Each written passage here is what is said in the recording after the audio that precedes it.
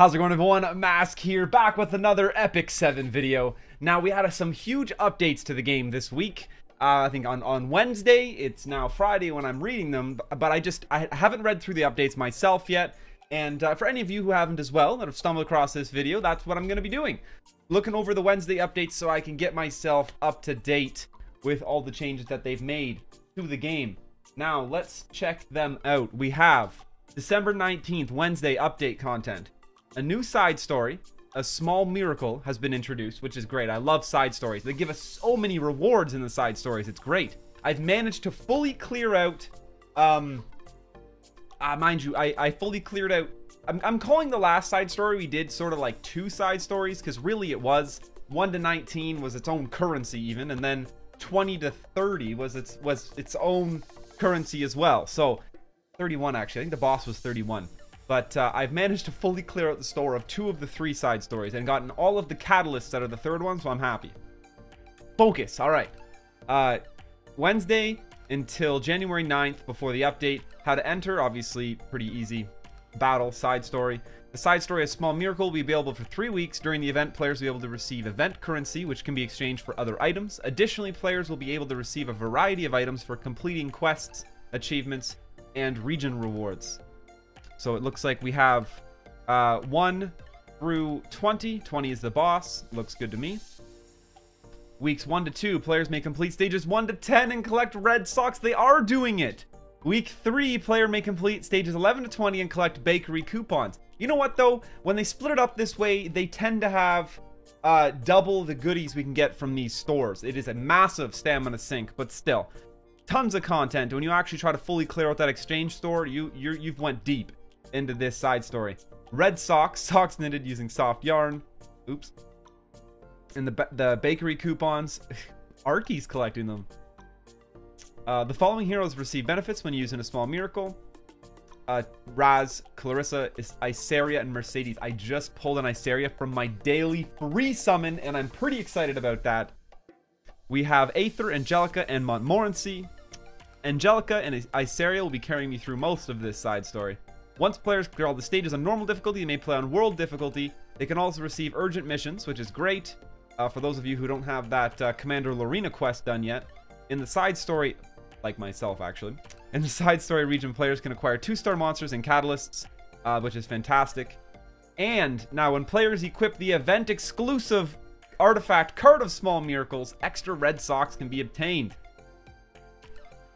So, this, you can get 4 copies of a card of Small Miracles, 2 from your quests and 2 from the reputation turn-ins for the event. When you get these card of Small Miracles and put them on your people, it'll actually boost the event currency that you're going to obtain, which will make it easier and faster for you to clean out that exchange store, like I like to do. I'm actually really happy about that. Hidden achievements can be found. A side note though, they do really encourage you to level it up. Level 1 to 10 is 15%, max leveling it gets you 30%, and they stack. This effect can be applied more than once. And so you could have 120% bonus currency, but that would require you to waste and max out 4 of these artifacts, which I highly do not suggest doing because your artifact experience is very, very hard to come by, and you need it for your actual artifacts. So I would just get 4 of these, leave them at level 1, throw them on your four characters you're grinding through that story on, and just go with it. Hidden achievements can be found in the side story. After clearing 10 South Terrell Square, hidden achievements will appear. Ooh, refer to the hint below to complete the achievement. Oh, hello, Raz. I saw wish. So hidden achievements are typically just like little tiny non-totally advertised side quests. We've seen a couple of them so far already. Read the hint in the hidden achievement to go to the indicated region, and you'll find a wish paper. You make the wish on the wish paper come true, you can receive extra red socks and bakery coupons. Does anybody see this background here? 100 million gold, 1 million crystals. Hello, test account. Oh my lord. Chest of Small Fortunes, Card of Small Miracles. Whoa, Card of Small Miracles. You can get one of them from the exchange shop as well. There's actually a ton of ways you can get the Card of Small Miracles. Hat of Small Miracles, Heart of Hypocrisy. So things you can exchange for reds, ones that really pop out at me. Obviously Sharp Spearheads. These are all new items I'm not completely familiar with. I assume they go with some of the new characters. But Sharp Spearhead, 2 Molagora Seeds, 100% get those. You really want your Giga Phantasm, that's fantastic. The accessory chests, you can get them from Ancient Coins. I would prioritize them pretty late, as well as the runes. Obviously, you want your Covenant bookmarks. That's 15, that's 3 free summons we're getting from this event. Your artifact charms are fantastic. I have them up pretty high on this list. What I like to do is get all of the catalysts, because catalysts are just so hard to get and rare. And then I get my Molagora Seeds, Giga Phantasms, Covenant bookmarks, and artifact charms, and then work my way through the rest of the list before dumping everything you have left into gold. Chest of Small Fortunes. Limit? Unlimited? Question mark? What? Item. Chest. A reward chest for working hard, granting wishes on pieces of paper throughout Azera. Containing one of the following items. Gold Transmit Stone. We can farm gold transmit stones? I mean, it's a lucky drop. But look, Covenant bookmarks, epic life runes, greater artifact charms. These are amazing rewards, unless you get the 50k gold. But gold transit stones, it's 200 event currency. Actually, this could be crazy worth investing into those artifacts if you're going to be mad farming Chest of Small Fortunes to mad farm gold transit stones and go for those ML summons. That is pretty neat. Go absolutely crazy with maxed out. You could have 120% event bonus event currency. Typically, we get 15 currency per match, so that would be 30 plus 10%. It's 36 event currency per run at the end, which would be 6 runs per Chest of Small Fortunes. Every 6 runs, which isn't even that costly for stamina. 6 runs, and you get a chance at a gold transmit stone. I know it's 1, 2, 3, 4, 5. So it's 1 in 9 chance. Let's say you got to open 9 of them to get 1. 6 runs, 6 times 9 is 54. So every 54 runs, you can expect a gold transmit stone. That's not terrible. 54 runs. I think it's what? 12 stamina a run or 15? I don't remember. Let's call it 12. 648 stamina for a gold transmit stone. Now we're getting a little unrealistic. 6 of those. 4,000 stamina. Okay, moving on. So, challenging heart. The reputation turn-ins. These are always great. Gold transmit stone for achieving them all. It's pretty much the only thing that really jumps out at me here. The leaves are great. That's free stamina. The Hat of Small Miracles and Socks of Small Miracles can be exchanged for at the exchange. Each piece of equipment set, options, and stats are fixed. Whew. When enhancing the equipment after purchase, additional stats will be assigned randomly.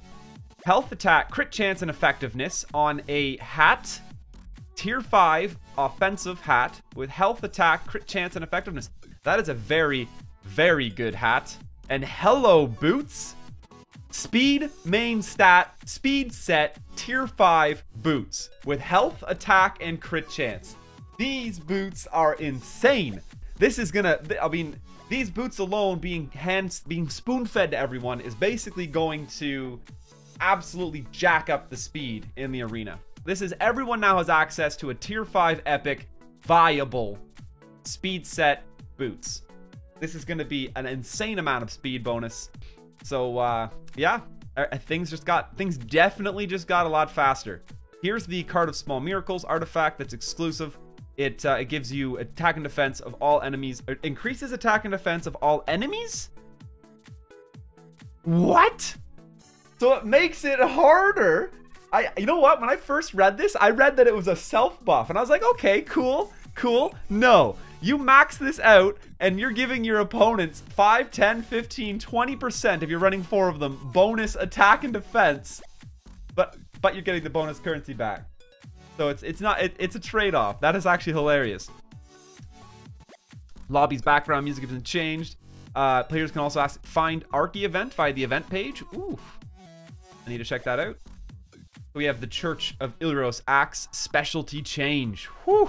The 3-star hero Church of Ilros Axe can now receive a specialty change. I need to check that out for sure. After completing it, he'll be reborn with a new sprite, new skills, and new animations. Additional stat changes and skill enhancements can be made via the skill tree as well. Damn. Vigorous Strike smacks the enemy with an 80% chance to decrease defense for 2 turns. and recover health by 20% of max health. Amount recovered decreases by 50% if an enemy is defeated. Amount recovered increased by 50%, so that means it would be from a 20% heal to a 30% heal, I would assume.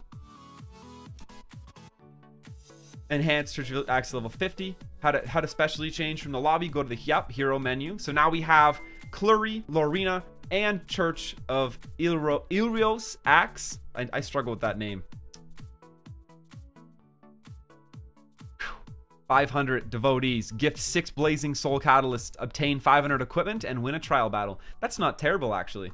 But now we just gotta get Church of Ilrios Axe. I gotta check out. Is he just an ML summon? Usually when they give these, people are a little easier to obtain. I'm not actually sure. I'm gonna have to look in game. How do we get this guy? After a specially changed, the skill tree can be accessed. Yup. Just same as always. Very expensive skill tree to enhance him through. Skill enhanced results: 5% health, 5% health, 10% health. Proportional damage dealt by vigorous strike increases by 5%. When attacking with disconnect, has a chance, max 50%, of causing bleeding for a turn. When defeating an enemy with attack chain, has a chance, max 15%, to decrease cooldown of attack chain by 1 turn. When using attack chain, has a 50% chance to decrease attack for 1 turn, and a critical hit chance increases by 5%. The caster's health below 50% after being attacked recovers a percentage, max 10% of max health. Wow. When attacked, has a chance, max 30%, to increase attack of the caster for 1 turn. This guy's turning into a monster, for real. Simultaneous specialty changes. Specialty change quests can take place for no more than 2 heroes at once. You can only have 2 of the quests active at one time. In progress, one of the heroes must complete the change before a new hero can start the specialty change quest. So if you haven't started any of these, you can only do 2 of them of the 3 at any given time. New packs. 2 new special packs overflowing with great items have been added, along with a Mullagora pack and the new monthly pack too. So Mullagora pack was very popular with a lot of people. It was 9 Mullagoras in it previously. I did not buy it myself. I do get some of these packs, but I am still playing a little more conservative than I have in past games. These packs here though, woo, especially pack 1, 30 Covenant bookmarks, 800 crystals. Nobody really, a million gold's nice, but not really a highlight here. 2 Mullagora and a guaranteed 4 to 5 star summon. The guaranteed 4 to 5 star summon, I don't actually rate that high. It's so random, and I mean, you pretty much always get a 4 star anyway. But looking at specialty pack 2, 10 Moonlight bookmarks. That's 2 Moonlight summons. That is crazy. Moonlight summons are insanely hard to get. You do not get them very often. 70 Covenant bookmarks. That's nothing to disregard as well. That is 14 summons. 14 Covenant summons and 10 Galaxy bookmarks. That is crazy. 3 Mullagora. Fantastic. 50 Leafs. That is getting you a ton of stamina as well. 3 million gold. Price-wise, I do believe it was like 50 and 100. I'm not sure if I'm remembering that correctly. But those 10 bookmarks are going to bait most people into, a lot of people, I should, not most, but a lot of people into getting specialty pack 2. I have definitely been staring at it like testing my restraint a lot. Availability until further notice. Monthly pack 1 and 2 can be purchased and activated simultaneously. So we have a battle gold up, 70 energy a day and 400 skystone. So 70 free energy a day and 5% bonus gold, and it was $10 US when I saw this pack. Pretty decent. I mean, the 5% battle gold, that's going to add up. 70 energy a day. So, I mean, over the course of 30 days, you're going to be getting 2,100 energy. 2,100 energy for $10. You got to look at a leaf pack. Look at the energy you get from a leaf pack and how much the leaf pack costs, and then you can figure out the efficiency here. It sounds like it's fairly efficient to me. Availability 12/19. I mean, technically, didn't we just do a calculation earlier saying for 600 stamina we could get a golden transmit stone? So 600 stamina times 6, 3,600 stamina, we could get a Moonlight summon. This is 2,100 stamina. Starting to look pretty good. We got a new Mullagora pack. 9 Malagora, 3000 Stigma, 800 Skystone. Basically a massive boost to your account. I didn't get the last one. I'm probably not going to get this one. I just can't convince myself. Hero improvements and bug fixes. Certain heroes have been improved and some bugs have been fixed. U-Find. When using auto battle with U-Find, the skill Dragon's Roar now activates regardless of whether or not the enemy has a buff applied. Much better. I'm sure that would have been frustrating because if your opponent wasn't buffed, she was just holding one of her skills in auto. Kayron's stats are no longer discrepant from those displayed in his constellation. An unawakened level 60 Kayron stats have been changed as follows. Attack, a very significant attack boost. Insignificant health boost. Defense nerf. And a very high speed boost. What? Level 60, 123 speed. Does that make him the fastest character in the game now? I thought... no, I don't think so. I think it was a non-level 6. Moonlight Kiris. Can't remember the name of her right now. The Moonlight Kiris is the fastest person in the game. Maria has one. But I think she's 119 without being level 60 or 6-star. So I would imagine she gets way faster than 123. Cirilla, 4-star mage fire. Cirilla's stats have been buffed. Respectable buffs. Celeste. Celeste is like 129. Gotcha. That's what I thought, Derp. Thank you for that. Church of Ilroy's axe. Recall period has ended. The Soulburn effect has been added to the skill attack chain. Church of Ilroy's axe got a recall period? That's crazy. Attacks all enemies with a shockwave. It's the soul burn, increases damage dealt. 10 soul consumed. 10 is nice. It's only a 1. That's like a 1 cost. Raid Labyrinth improvements and other bug fixes. This update introduces fixes to the bugs found in the Raid Labyrinth, Royal Capital Asmakalis, as well as other miscellaneous bugs. Asmakalis' Watcher's Hatchling skill now properly functions according to the skill description. Randomly summons either a Karak's Charger or Rakik's Soldier with enhanced stats. The summoned monster has higher max health and attack, and Azamanus Watcher dies after using his skill. Devourer Arahakan. Apologize, these names. I'm doing my best here. A bug in which the cannot buff debuff does not dispel after defeating Devourer Arahakan has been fixed. The cannot buff debuff now dispels after his stance change comes off cooldown. Devourer Arahakan's stance change now properly displays the skill description according to its function. If Corrupted Web can be activated, it receives an immunity buff that can't be dispelled, and damage taken is greatly reduced. If Corrupted Web can't be activated, all enemies will be unable to be buffed and unable to increase combat readiness. The unable to be buffed debuff cannot be dispelled nor resisted. Secretary Vera. Her Prepare Evolution now properly displays the skills description according to its function. Transforms into a huge cocoon and summons 2 Karak's Chargers if attacked when below 50% health. The amount of damage that Vera can take from a single attack during Prepare Evolution has been limited, so it is certain that she will turn into a cocoon during the battle. Prior to change, transforms into a huge cocoon and summons 2 Karak's Chargers if attacked when health is less than 50%. After change, damage suffered by caster in one attack does not exceed 50% of max health. So basically, they're just absolutely guaranteeing you can't one-shot her through. You can't one-shot her and have her never become a cocoon. People probably could have brought her down just above 50% health, then nuked her before.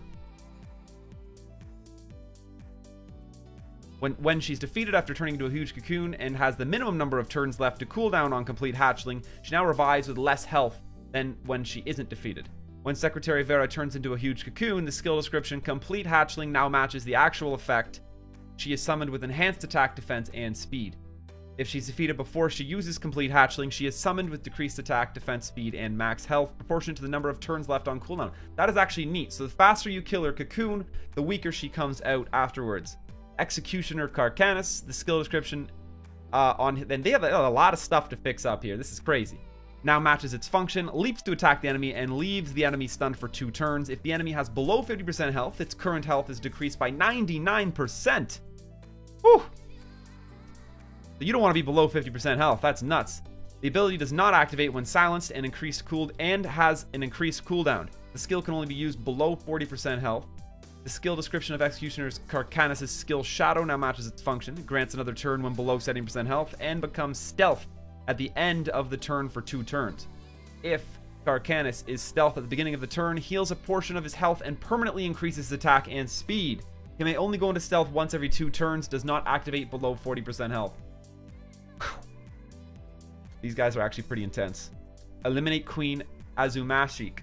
Queen Azumashik's, apologize for the names again, Queen's Terror now shows the effect activation and deactivation requirements in its description.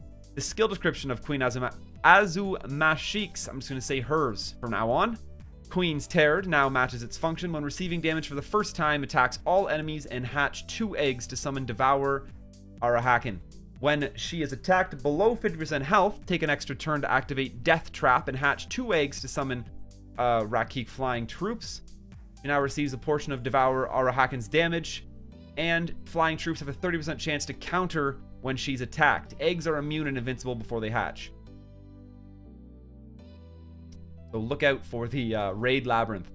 It's been buffed, for sure.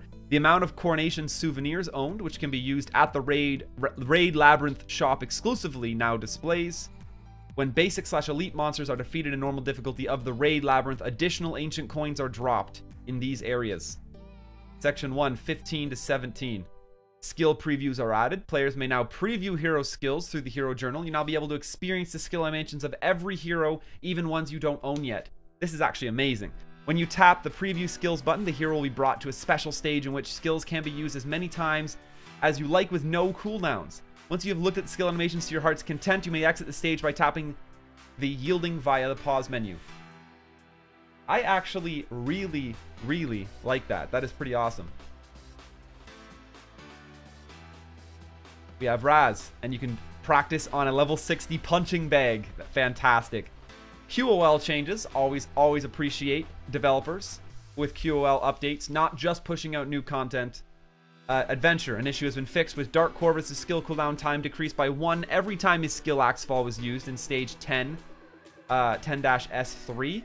Silver Monarch Plane, the target of his skill is no longer omitted from the skill animation in stage 10-S3. Silver Monarch Plane, stage missions relating to the story are now able to be completed properly. An issue has been fixed in which accessing the inventory menu from the world map to change equipment, players were unable to return to the previous screen via the back button. Actually, that was really annoying.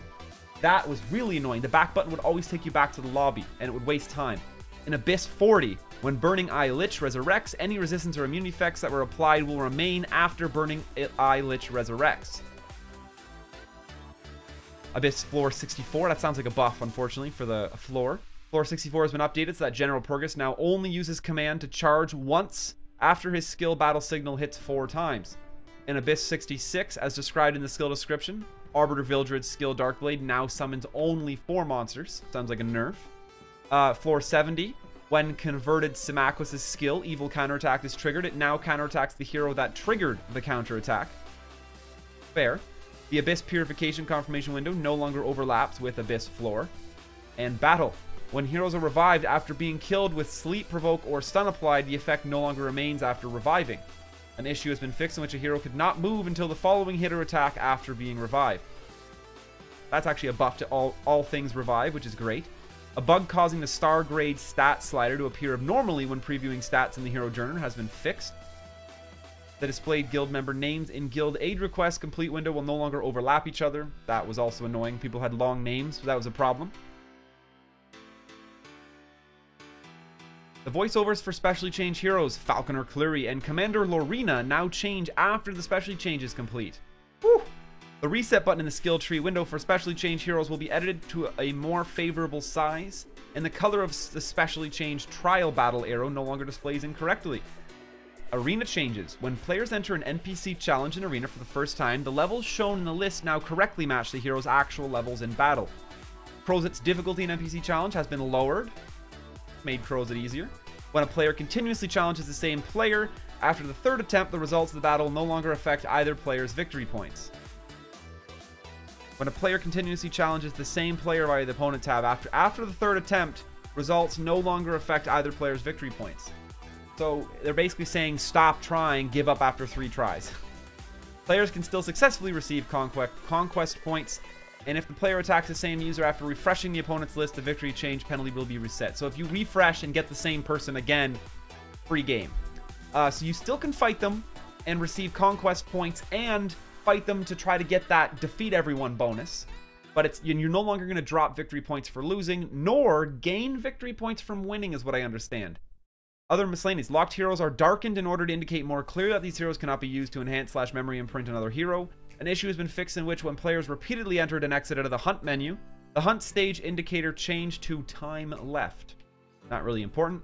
Region reward window UI has been updated. Symbol that indicated statistical ranges of items have been updated to the dash symbol instead of the squiggly line. The game now provides the correct server recommendations in the server selection window. In the menu for dispatch missions in high command, the specialty icon no longer overlaps with hero names. Reputation grade window now displays the reputation grade at its highest. The immunity icon in the help section now displays the correct icon. Rip the help section. Long equipment descriptions no longer go outside the boundaries of the UI, and an issue in which sky stones were not properly rewarded to the player during the tutorial has been fixed. Alright, a lot of updates. They didn't really talk about buffs and nerfs of specific characters here, that's all. So I'm going to dive a little deeper into the older patch notes to try to find that really quick, because I do want to read about that as well. Alright, backing up a little bit to December 13th. Yes, quite a while ago, but I've been sort of under a rock these past couple weeks. I had finals for college, which I'm very happy with the result on, but looking at some stat adjustments, these are great. I'm not truly interested in stats. Stats are stats. They're either great or they're not. Did they touch my main, Bloodblade Karen? She got a buff. All I care about. Moving on. So, the actual important changes. Dingo, 4-star Fire Warrior. Went from a cuts the enemy with a cleaver, 35 max 50% chance to cause a bleed, and a 30% chance to activate Quick Grill. I would have to know what Quick Grill did on this character for that really to... so that there's a 40% chance to activate Quick Grill when the skill material repair is used. I like how they say 40% here and 30% here. Good job. I'm not familiar with Dingo, unfortunately. Ball and Suzanne. People have definitely underrated this 5-star. So hopefully a buff. Cooldown for the skill Dark Cloud has been reduced by a turn. Skill looks the same. Ooh, though, the 65 max 85% chance to decrease ski to make them unhealable for 2 turns. That's actually pretty nice. And you got a cooldown reduction, so buffed his debuff to make them unhealable and decrease their speed. Euphine, 40% chance to silence for 1 turn, and before granting increased attack speed to the caster for 2 turns. Attack and speed, so she self buffs off Dragon's Roar, which is really nice. So that's definitely a Euphine buff, who is someone that a lot of people have talked highly of Euphine in the past. Coley, actually a popular hero as well, from dealing additional damage if stealth to activating ambush again if stealth when the skill ambushed is used. Ambushes the enemy, dealing additional damage if stealth. Damage dealt also increases the portion of the caster's speed, and afterwards, damage dealt adjustments. Ambushes the enemy, activating ambush again if stealthed. That's crazy. That's actually awesome. Adjustments have been made so that a barrier is granted for 1 turn when the skill Accurate Strike is used. Attacks with an Invisible Blade, decreasing combat radiance by 30% and granting stealth for a turn. Attacks with an Invisible Blade, decreasing combat radiance by 30% before granting a barrier and stealth for 1 turn. Barrier strength increases proportional to the caster's attack, and damage dealt is proportional to the caster's speed. Adjustments have been made so that combat readiness is decreased by 25% 3 times and not 50%. Also, the stun conditions have been removed. Holy coly, man. Holy coly. Attacks with the dagger and bomb, decreasing combat readiness by 50% and granting stealth for a turn. Damage dealt increases proportional to caster's speed. Awakened. When stealth stuns the enemy for 1 turn, damage dealt increases proportional to the caster's speed. Afterwards, attacks with the dagger and a bomb, decreasing combat readiness by 25% 3 times. And granting the caster stealth for 1 turn.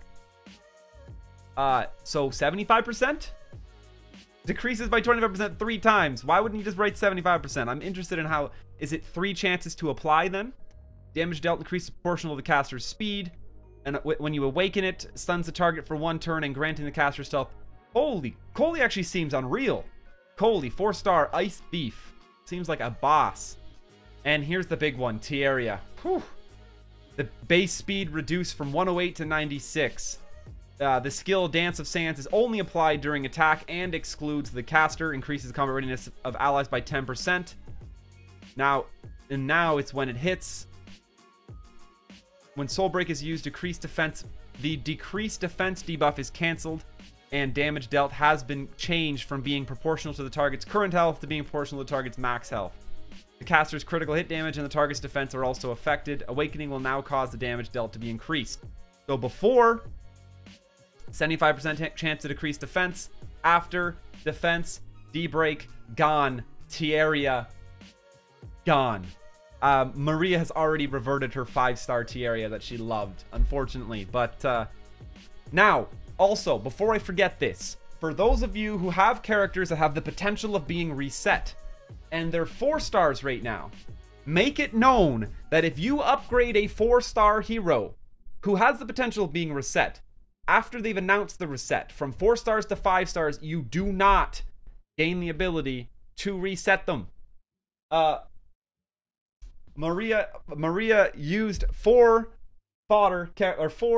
phantasms to take her Elson from 4 stars to 5 stars, and she can't revert him. So she's fairly upset about that. Very rip. Wasted her 4-star fodder. All right. And yes, she blames me for it too, and I blame the Twitch chat. They're the ones who told me to do it. Soul Break after. Strikes the enemy strongly. This is Tieria. We're moving on, all right? I mean, Tieria, come on. Like, you're rip Tieria, all right? Elson. 3-star Soul Weaver. We've all loved Elson. Elson is still great. Don't let her be sad about it. That's kind of what I told her, but she's like, I don't use Elson. I'm not a big, like, no, like, she will get use out of him, I'm sure, still. Increases defense of all allies for 2 turns with buffing magic. 4-turn cooldown. When it's awakened, decreases attack and defense of allies for 2 turns with buffing magic with a 4-turn cooldown. Now it's increases attack and defense. So they just added 2 turns cooldown, or they made it a 6-turn cooldown instead of 4. And when you skill it up, it'll be a 5-turn cooldown instead of a 3-turn cooldown now. 3 turns was pretty ridiculous. And that was the big change they made to Elson. Now, a lot of people have been reverting Elson due to this change, but at least his kit remains the same. The only thing that really has changed is the availability of that skill 3. It's obviously available 2 turns less of the time now. Not the worst nerf on this list, I'm sure. We have Recorus. Cooldown for the skill Cheer has been increased for 1 turn, and continuous healing has been removed. Definitely a nerf. Encourage all allies, granting continuous healing and increased speed for 2 turns. Now it's increasing speed for 2 turns. No continuous healing. And decreasing skill cooldown by 1 turn, increasing speed for 2 turns. Granting continuous healing and increased speed and increasing skill cooldown. So basically they just removed the continuous healing from his kit. A little bit of a nerf.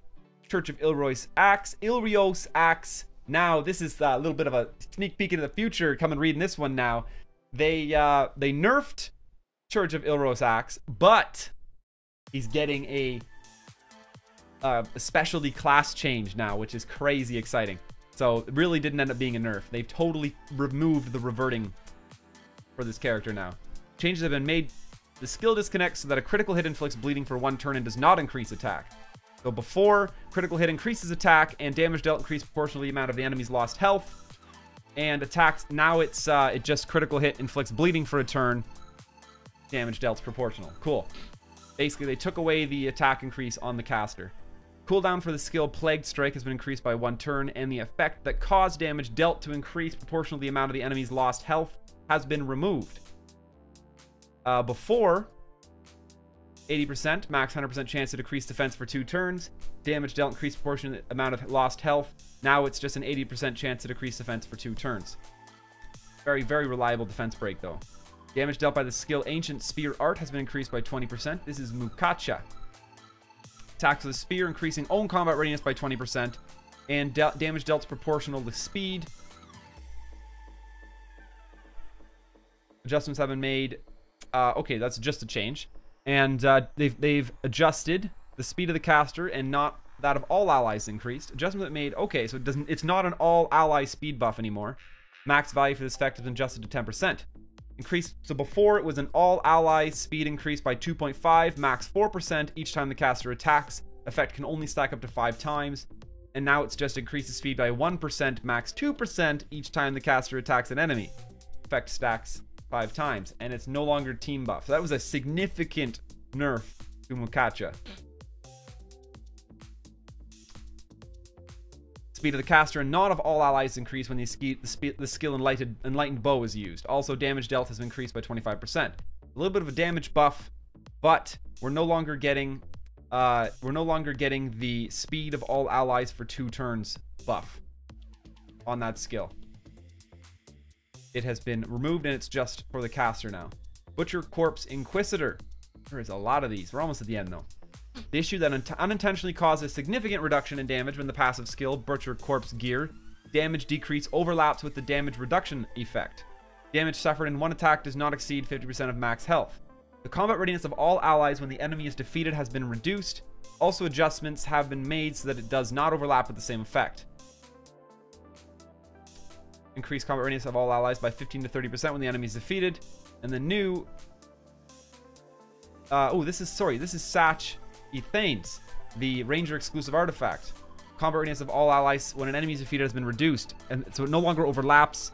Increases combat readiness of all allies by 8 to 16% when the enemy is defeated. Does not overlap with an artifact providing the same effect. Damn, it used to be 30% when an enemy is defeated. That's actually crazy. That was a huge nerf to that artifact. Time Matter. 5-star exclusive mage artifact. The issue that caused the artifact effects to be cleared when a non-attack skill is used after Time Matter is activated has been fixed.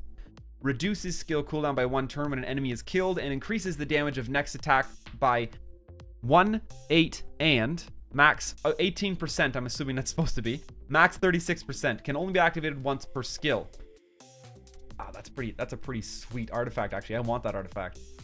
Rod of Amaryllis, exclusive Soul Weaver artifact. The artifact's skill effects have been adjusted so that when they are applied to the ally with the lowest percentage of max health, heals the ally with the lowest health by 12 to 24% when using a non-attack skill. Okay, so really it was just the animations were off with that artifact.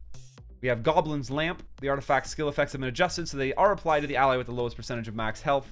Heals the ally with the lowest health by 10 to 20% at the beginning of battle. And really, it's the exact same thing. They reworded it slightly, but it's the animations they touched up. Improvements and restoration of materials used when enhancing skills. The amount of Malagora required when enhancing skills of 4 and 5-star heroes has been reduced. The amount of Malagora required when enhancing... That's why I got a bunch of Malagora. That's crazy. The amount required when enhancing the skills of 4 and 5-star heroes has been reduced by 43% and 41%. That's a huge reduction.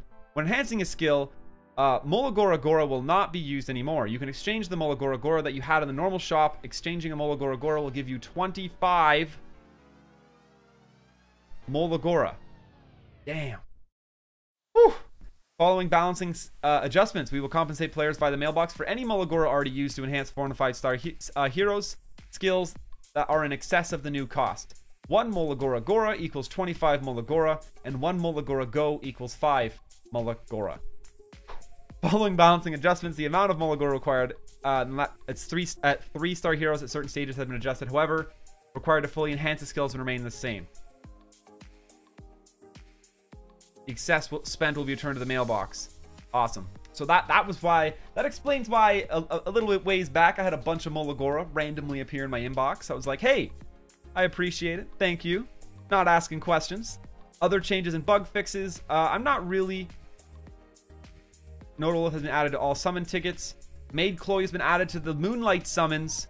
And Assassin Sid has been added to the hero list of Moonlight summons. Assassin Sid and Maid Chloe. Maid Chloe actually looks really good. She's a new 5-star Moonlight hero. And I'm not actually going to go over the rest of these because they are just bug fixes and stuff. And it's not what I was here for.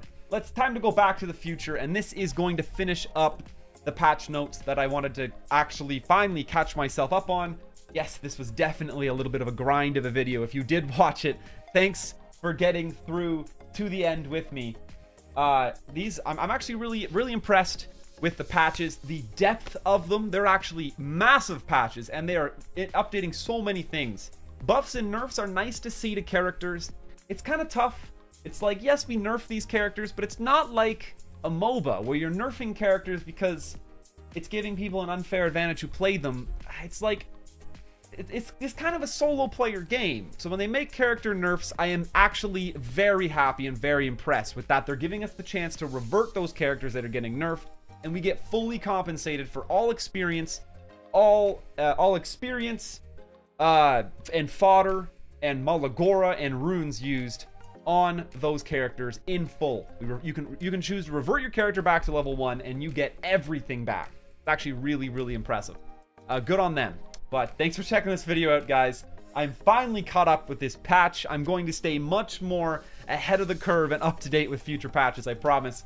But that's going to do it for today. I'm going to get out of your hair. Make sure to check out my Twitch channel in the description down below. Of course, I recorded this video while streaming live on Twitch. You could be in this chat box above my head, which I hope they've been behaving in today. And as always, there's a Discord link down there as well. Discord.gg/MasTV. Come join our awesome Epic 7 community growing on the Discord. You can post your awesome polls. I love to see ML polls. Post all of your ML polls in the chat in the right Discord channel. Love to see them. Thanks again, guys. Until next time, smash that subscribe button. And Zien, got it. Stay classy.